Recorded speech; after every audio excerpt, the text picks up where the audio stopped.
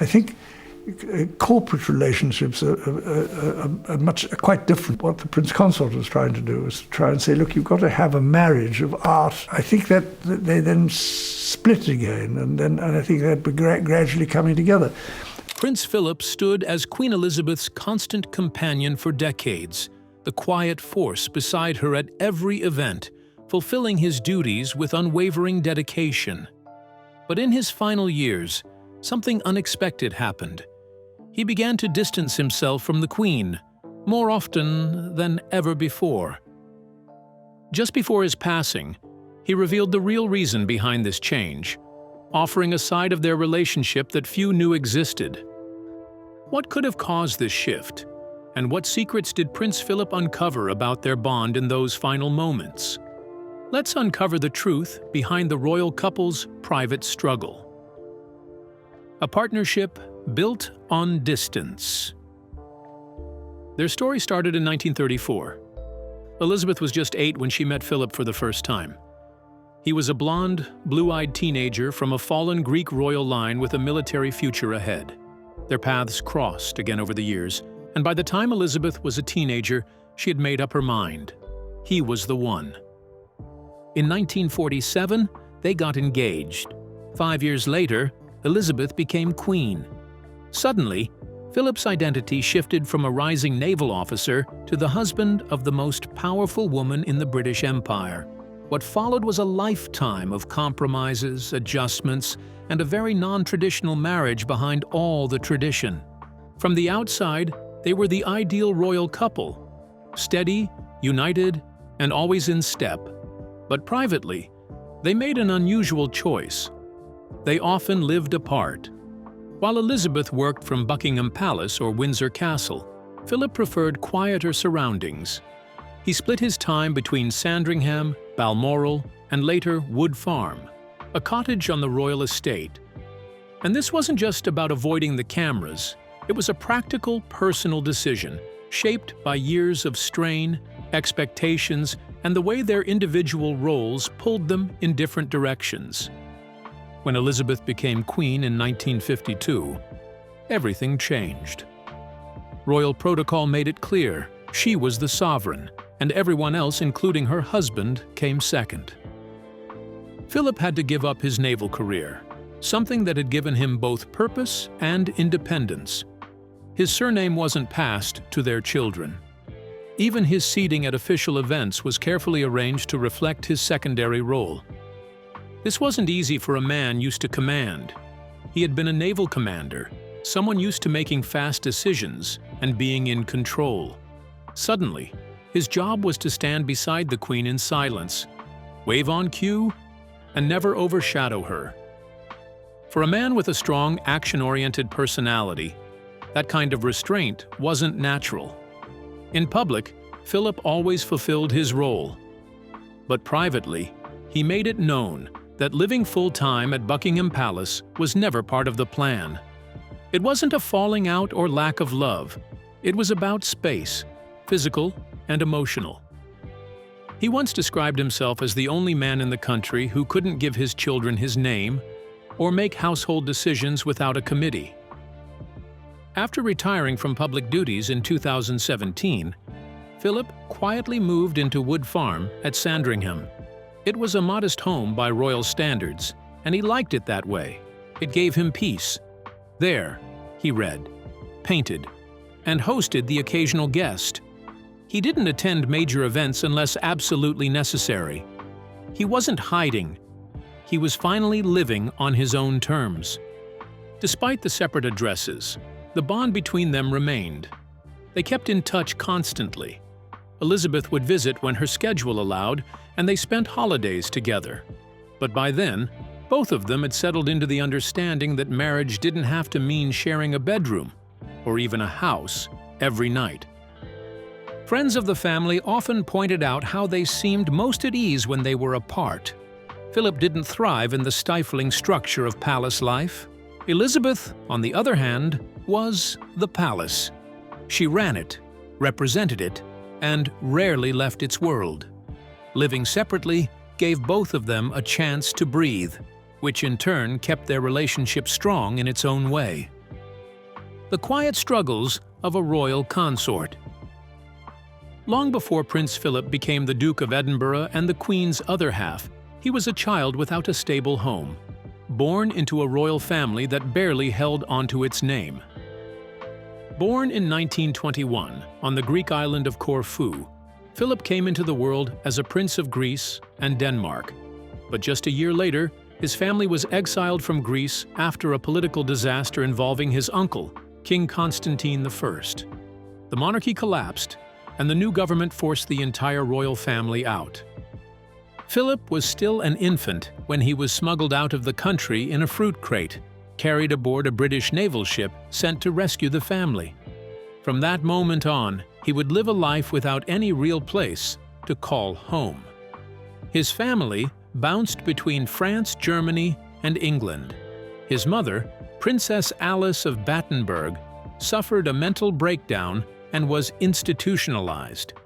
His father, Prince Andrew of Greece, drifted into self-imposed exile and practically disappeared from Philip's life. By the age of 10, Philip was alone, passed from relative to relative, school to school, country to country.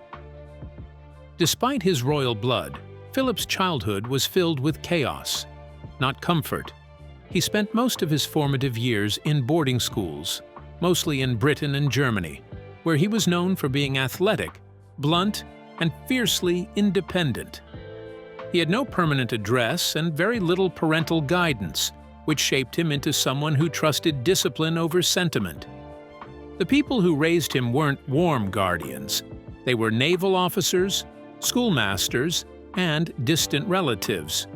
But they gave him structure, and Philip learned early on that strength and silence were often the only tools he had. By the time he reached his teens, he was essentially raising himself. His sisters married into German nobility, some of them even into families with Nazi ties, leaving Philip on his own in Britain during the rise of World War II.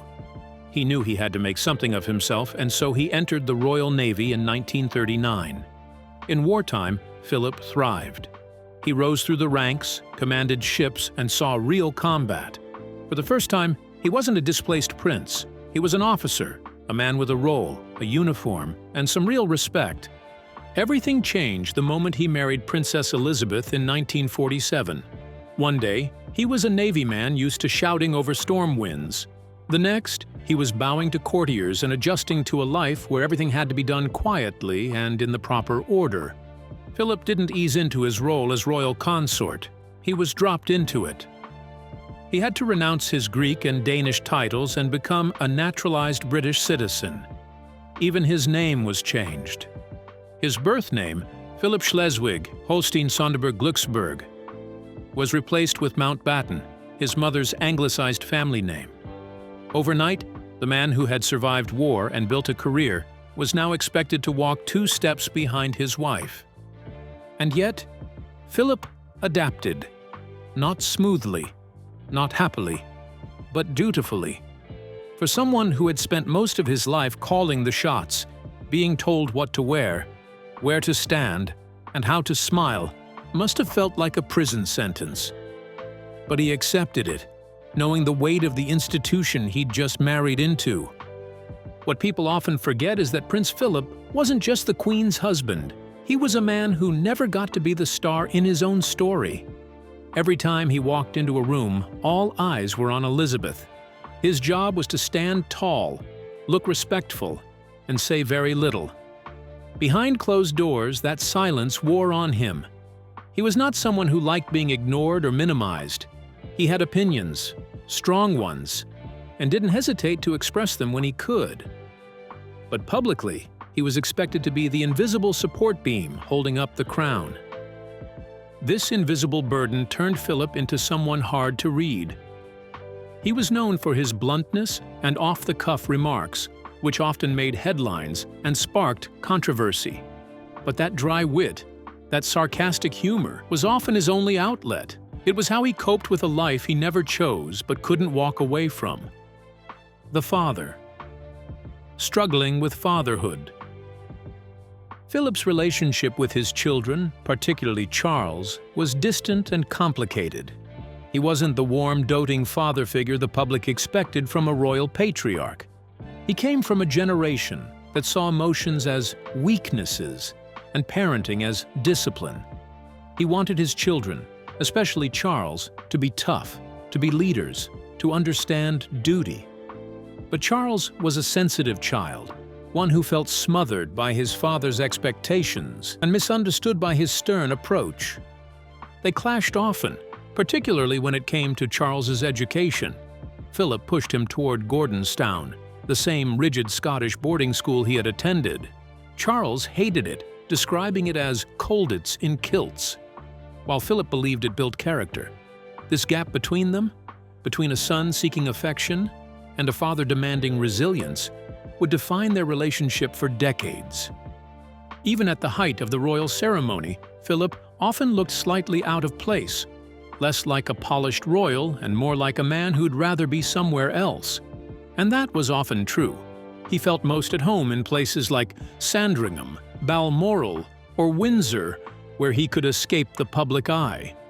He loved working with his hands, designing his own carriages, sketching furniture, or fussing over the layout of royal estates. Those were the spaces where he could breathe. He also poured himself into his own legacy, the Duke of Edinburgh's award. The program wasn't just a publicity project. It reflected his belief that young people should learn resilience, self-reliance, and physical endurance. In a way, it was his version of parenting, building a framework that would help future generations face challenges the way he had. Prince Philip's identity extended well beyond being Queen Elizabeth II's husband. He was a man with a strong practical mind and a genuine passion for innovation and engineering. From a young age, Philip showed a natural curiosity about how things worked. This interest was not just a hobby, but something that shaped much of his life and his approach to his role within the royal family. Before his royal duties took center stage, Philip was educated at naval colleges and served in the British Royal Navy during World War II. This experience helped him develop a disciplined, problem-solving mindset. The military environment sharpened his technical skills and gave him first-hand exposure to new technologies and machinery.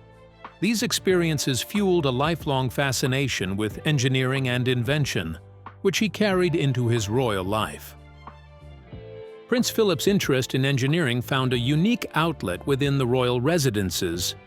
Buckingham Palace and other royal homes were steeped in tradition, often relying on outdated systems that made daily operations complicated.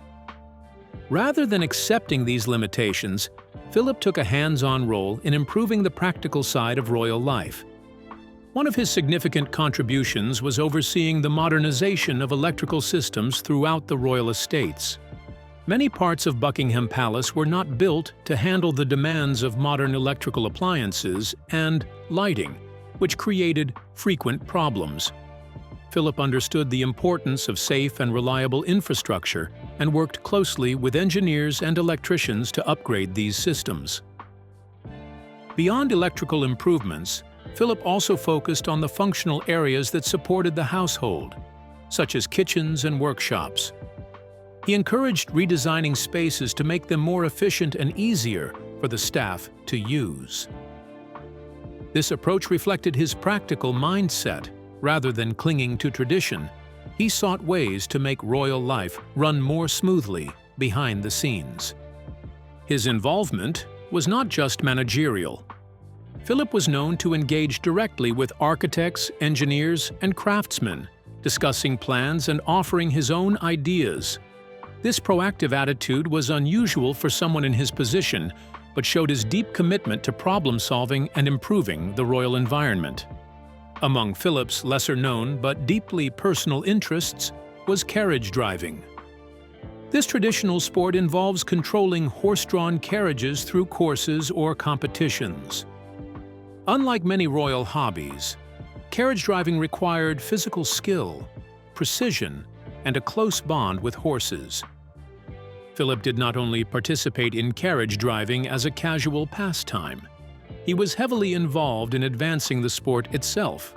He worked on designing and improving the carriages, focusing on making them safer and more functional. For example, he helped introduce innovations in carriage construction that enhanced stability and control, reducing risks for both driver and horses. Even into his later years, Phillip remained active in the carriage driving community. He competed in events and often traveled internationally to promote the sport. His enthusiasm helped bring attention to carriage driving, supporting its growth and development beyond the royal circle. This interest also revealed another side of Phillip's personality, his love of physical challenges and outdoor activities. Carriage driving allowed him to escape the formalities of royal life and engage in something hands-on, where skill and concentration mattered more than status or protocol. Championing science and technology. Phillip's passion for innovation was not limited to personal hobbies or the royal estates. He had a deep and ongoing interest in science, technology, and industrial progress. Throughout his life, he made it a point to visit laboratories, factories, research centers, and technology companies. These visits were more than ceremonial. He asked detailed questions and showed a genuine desire to understand new scientific developments. His support for science was also public. In 1961, Prince Philip made history as the first member of the British royal family to appear on a popular television science program called Tomorrow's World. The show introduced viewers to the latest inventions and technological breakthroughs. Philip's appearance helped bring attention to scientific progress at a time when technology was rapidly changing the world. Beyond media appearances, Philip supported many charitable organizations and trusts dedicated to science and technology. He was a patron of institutions focused on engineering, innovation, and environmental conservation. His efforts helped encourage public interest in these areas and highlighted the importance of investing in research and development. Prince Philip's legacy is not just about his title or his position beside Queen Elizabeth II. It is defined by his relentless drive to make things better, more efficient, and more meaningful within the royal family and beyond. His practical contributions left a lasting mark that extended well past the formal events and public appearances most commonly associated with royalty. One of the most significant parts of his legacy lies in the way he modernized the royal household. By championing improvements to the infrastructure of royal residences, Philip helped transform what had often been seen as old-fashioned and rigid institutions into homes and workplaces fit for the 20th and 21st centuries. This transformation was not only about convenience, it reflected a broader understanding that the monarchy needed to adapt to a changing world to maintain its relevance. For example, upgrading electrical systems and improving staff areas might seem like small details, but they represented a fundamental shift. Philip's practical interventions demonstrated that tradition and progress could coexist. He did not seek to erase royal history, but to make daily life more manageable and safer for everyone involved. This approach subtly reshaped how the royal family operated behind closed doors. Prince Philip's impact reached beyond the palace walls. His work promoting science, technology, and conservation introduced the public to important causes at a critical time, in an era when the world was rapidly changing. Through space, exploration, new medical technologies, and environmental challenges, Philip positioned the monarchy as a supporter of progress. His patronage of scientific institutions and his enthusiastic public appearances helped demystify technology for many people. By showing interest and respect for innovation, Philip encouraged the British public to value scientific research and environmental protection. This influence was especially important in a country where the monarchy often serves as a symbol of stability and tradition. In addition to his public support for science, Philip was deeply involved in environmental conservation efforts. He understood early on the importance of protecting natural habitats and promoting sustainable practices. His work with various charities and organizations focused on conservation helped raise awareness and build momentum for environmental causes long before they became mainstream. One of Philip's most enduring legacies is the Duke of Edinburgh Award. Founded in 1956, this youth program reflects many of Philip's values: resilience, self-reliance, and practical skills. The award encourages young people to challenge themselves physically, develop new abilities, volunteer in their communities, and take part in adventurous journeys. The program has become internationally recognized and remains one of the most successful youth development initiatives in the world. It has inspired millions of young people to push their limits, discover new interests, and grow in confidence and independence. Through this award, Philip's commitment to personal growth and practical achievement continues to influence lives far beyond the royal family. As the years passed, Philip became more of a shadow behind the throne. He was present, but quieter. His health declined, his public appearances thinned, and his sharpness mellowed into tired reserve. In 2017, when he officially stepped away from public duties, it wasn't just retirement, it was a release. The man who had spent most of his adult life walking behind someone else could finally sit down. He didn't retire into irrelevance, though. Those close to him said he enjoyed the quiet. He spent his final years mostly at Wood Farm on the Sandringham estate, away from cameras, away from court politics. Just a man with his books, his horses, and a staff who didn't treat him like glass. Even as death approached, Prince Philip remained stoic. There were no dramatic confessions, no longing farewells, just the same stubborn silence he'd carried all his life. To the world, he was the Queen's lifelong companion. But to those who paid attention, he was something more: a displaced prince, a reluctant royal, and a man who spent decades shaping a role that was never built with him in mind. A marriage tested by time and duty, Queen Elizabeth ascended to the throne at a young age, dedicating herself fully to the responsibilities of ruling. Over the decades, her commitment to the crown always came before her personal wishes. Meanwhile, Prince Philip, her husband, quietly lived alongside her, supporting her reign but gradually facing his own struggles. As they both grew older, the weight of their roles began to affect their relationship in ways the public rarely saw. The royal family showed a united front, but beneath the surface, things were far more complicated. In the years leading up to Prince Philip's death, his health steadily declined, and the time he and Elizabeth spent together became more limited and precious. Although they still shared important moments, Philip's desire for independence remained strong. He withdrew more from the public eye, spending long periods at Windsor Castle or Sandringham House, seeking peace away from the constant demands of royal life. Those closest to the couple noticed a quiet tension, an unspoken understanding that their personal connection had changed. Their relationship remained respectful and affectionate, but their separate lives grew clearer. To most, their separate living arrangements seemed like a result of busy schedules and official duties. Yet, the reality was far more complex than a simple matter of convenience. Queen Elizabeth remained focused on her role as monarch, often putting her own needs aside. Philip, on the other hand, had given up his own career and personal ambitions to support her. This sacrifice took a toll on him.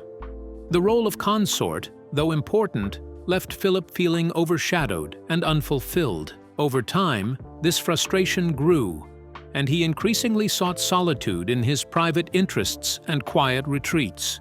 Their marriage, once seen as a model of harmony, started to show cracks. Public appearances painted a picture of unity, but behind the scenes, the couple's lives were marked by emotional distance. Staff quietly discussed the strain of their separate living situations, but the palace carefully avoided public acknowledgement. Maintaining the image of a perfect royal marriage was far easier than exposing its complexities. Neither Elizabeth nor Philip openly admitted the changes in their marriage. Their deep sense of duty and loyalty to the monarchy kept their personal struggles private. Still, those close to them knew the truth. Their marriage had shifted. As Philip's health worsened, his presence became more withdrawn. He spent more time away in his private quarters or in the quiet corners of their estates, a shadow of the man who had once been Elizabeth's constant companion. The distance between them was painful but real, a reflection of the private challenges that came with lives lived in the public eye. Philip's frustration had built up over many years. While he supported Elizabeth's reign, the role he played was not one he fully accepted. Living in the shadow of a powerful monarch weighed heavily on him. He had sacrificed his own ambitions and desires to stand by her side. But over time, that sacrifice turned into an internal struggle few could understand. This admission came late, but it was honest and raw. Philip wasn't blaming anyone or expressing regret. He was simply sharing a truth that had burdened him for decades. Speaking it aloud lifted a weight off his shoulders, even if it could never undo the distance that had grown between them. After his revelation, the world began to rethink what they knew about the royal marriage. Many had guessed there were challenges behind the scenes, but few expected Philip to open up about his internal battle. For some, this was a moment that made him seem more human. A man who had wrestled with his identity while standing beside a queen. Prince Philip's honest words show a side of royal life we rarely see, a side where real people face real struggles. It makes us wonder how much of themselves they can keep while living under constant public attention. What do you think about Philip's decision to live apart and find his own path? Share your thoughts below.